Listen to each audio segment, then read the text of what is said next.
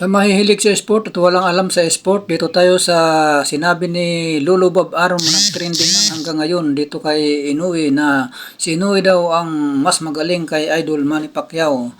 Ito si Lolo Bob Arum kung saan siya kikita ay ito ang kanyang papanigan mga idol. Paano mo masasabi na si Inoue ang mas magaling na dito sa kalaban niya na ito na si Kim ay rated number 57 itong kalaban niya?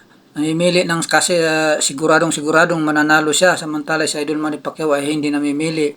Ito sa panahon ni Inoue ay tatlong boksingero na ang nakakuha ng 2 Division Undisputed Champion mga idol, si Usyk at saka si Crawford at saka si Inoue. Samantala kay Idol Manny Pacquiao ay wala pang nakakatulad na makakuha ng 8 Division Champion. Kaya paano mo makasasabi na si Inoue ang magaling mga ka-idol?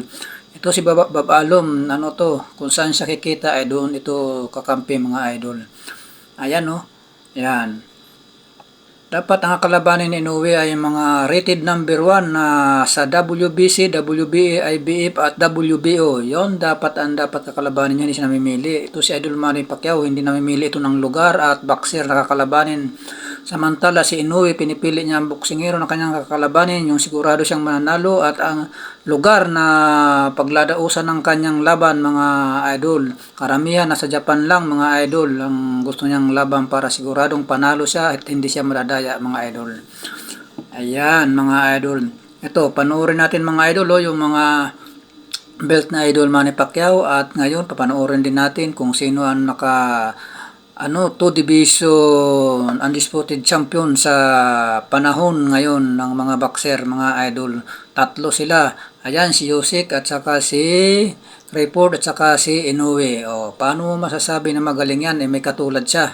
Tatlo sila. Si Idol Manny Pacquiao ay walang katulad mga idol. Kaya si Idol Manny Pacquiao talaga ang magaling sa lahat mga idol.